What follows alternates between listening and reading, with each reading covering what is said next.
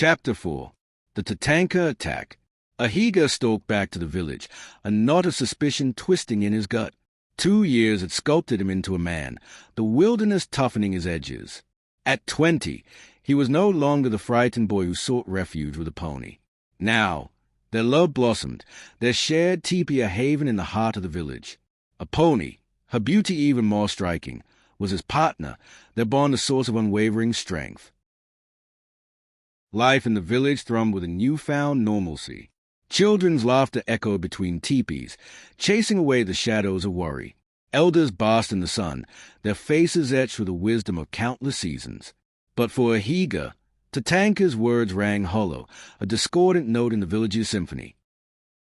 He sought out Waimaha, the village elder, her gaze as sharp as a hawk's as he recounted Tatanka's supposed peace offering. "There's a storm brewing behind those eyes, child," she rasped, her voice like dry leaves rustling in the wind. "His words may be sweet, but his heart hides thorns." Ahiga laid bare his doubts. He wasn't alone. Fear clung to them, a fear of him.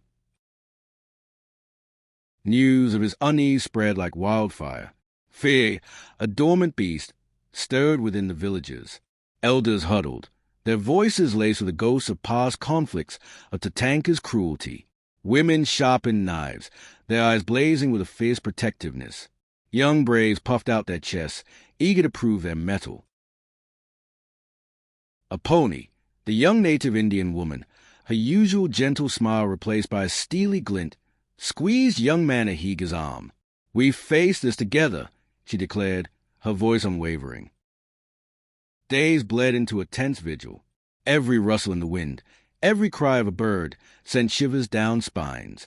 Ahiga, his wolf senses on high alert, patrolled the perimeter with the most skilled warriors. Yet, Tatanka remained a phantom on the horizon. Then, under the cloak of a star-dusted night, a low, guttural howl shattered the tranquility. It wasn't the mournful cry of a lone wolf, but a primal challenge. From the inky blackness beyond the village clearing, figures emerged, far more than Ahiga had anticipated. Tatanka's deceitful peace offering had been a cruel trap, but Ahiga, the young native Indian, was ready. He had not been idle. With old native Indian woman, Waimaha's wisdom, and the tribe's trust, he devised a cunning plan.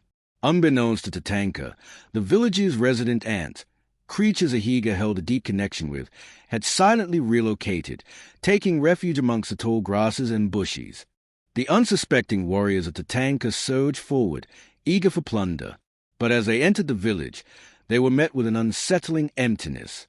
Teepees stood silent, no screams or shouts of resistance. Confusion rippled through their ranks. Suddenly, a flurry of movement erupted from the shadows. Ahiga's wolves, hidden amongst the tall teepees, sprang forth. The warriors, thrown into disarray, found themselves surrounded by snarling beasts with eyes glowing like embers. Panic seized them. Their training, meant for human combat, offered no defense against these ferocious predators. Suddenly, a flurry of movement erupted from the shadows. Ahiga's wolves, hidden amongst the tall teepees, sprang forth. The warriors, thrown into disarray, found themselves surrounded by snarling beasts with eyes glowing like embers. Panic seized them. Their training, meant for human combat, offered no defense against these ferocious predators. Those who tried to flee found their escape routes cut off by a pony's hidden warriors, emerging from their concealed positions like vengeful spirits. Ahiga, with a mighty howl that echoed through the night, led the charge. He, his wolf brother and sister, confronted the mighty native Indian chief Tatanka himself, who stood frozen in the center of the carnage. Ahiga's head flicked, a silent command.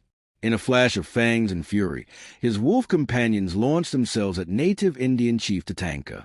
The battle was swift and brutal. Overwhelmed, Tatanka fell, his reign of terror brought to a bloody end. With a final triumphant howl, Ahina's wolf pack retreated back into the forest. The battle, a whirlwind of violence that lasted no more than half an hour, left the riverside stained crimson. Tatanka's warriors lay strewn across the ground, a grim testament to Ahiga's cunning and ferocity of his wolf allies. Only a handful, 10 in all, managed to escape the carnage, but even they found no solace. A pony's warriors, hidden amongst the bushes, hunted them down with relentless precision. The victory, swift and decisive, resonated not just within a pony's tribe but throughout the surrounding lands. Ahiga's name became legend, whispered with awe and respect.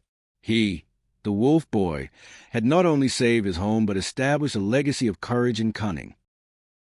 News of the battle spread like wildfire on the prairie wind. Tribes who had once looked upon Ahiga with suspicion now saw him as a symbol of unwavering strength and a protector of the innocent. Margie, the tribe shaman, spoke of Ahiga's connection with the wolf spirits, a bond that transcended the boundaries of human and animal. Ahiga, the young native Indian man, though forever marked by the battle, emerged a changed man. The weight of leadership settled upon his shoulders, a mantle he bore with newfound maturity. He understood now the true cost of protecting his loved ones, the delicate balance between peace and war. Yet, amidst the scars and the weight of responsibility, a flicker of hope remained. A pony, his love, stood by his side, her unwavering support a constant source of strength. Together, they would lead their tribe into a new era, an era where the memory of the battle served as a constant reminder of the price of peace and the importance of unity. The legend of the wolf boy, forever intertwined with the fate of his people, had only just begun.